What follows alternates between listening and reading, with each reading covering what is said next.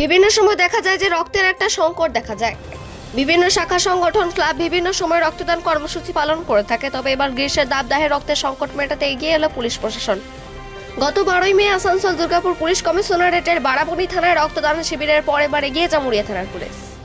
এই কর্মসূচির মধ্য দিয়ে জামুরিয়া থানা এলাকার মাধ্যমিক এবং উচ্চ মাধ্যমিক কৃতি শিক্ষার্থীদের আগামী দিনে উৎসাহ বাড়াতে সংবর্ধনা দেওয়া হয়।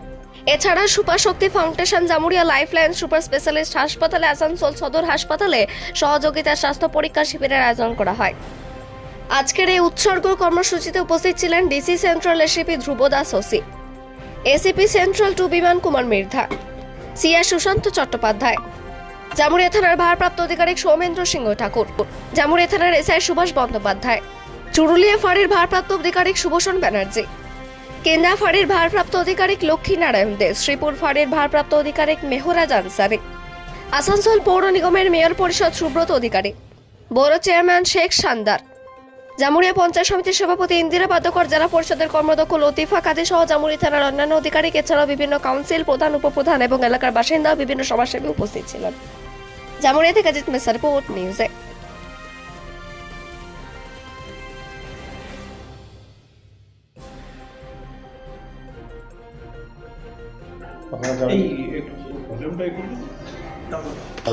রাজ্য সরকারি একটা উৎসর্গ বলে প্রোগ্রাম আছে, প্রজেক্ট আছে। তো সেই প্রজেক্টে থানাগুলো, পশ্চিমবঙ্গে যত পুলিশ থানা আছে তারা বিভিন্ন সময় ব্লাড ডোনেশন ক্যাম্প অ্যারেঞ্জ করে। তো সেই রকমই ওসি জামুরিয়ার উদ্যোগে আজকে আমাদের ব্লাড ডোনেশন ক্যাম্প অ্যারেঞ্জ করা হয়েছে। এখানে প্রায় 75 থেকে 100 ইউনিট ব্লাড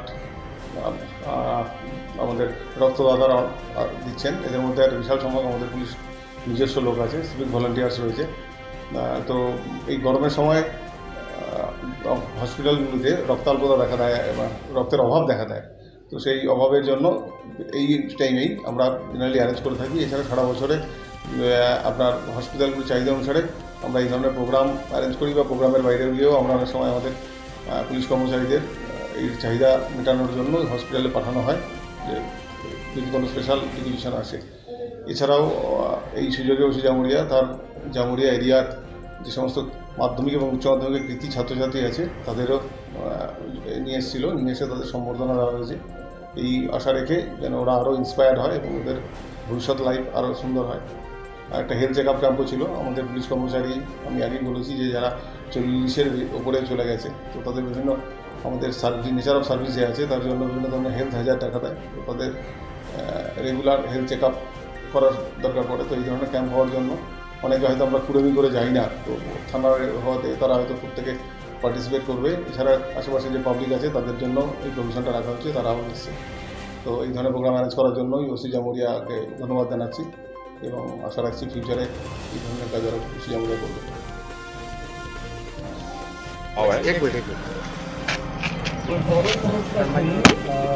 नमस्कार, मेरा नाम लक्ष्मण राव है। मैं सुपर शक्ति फाउंडेशन को रिप्रेजेंट करता हूं मैनेजमेंट की तरफ से।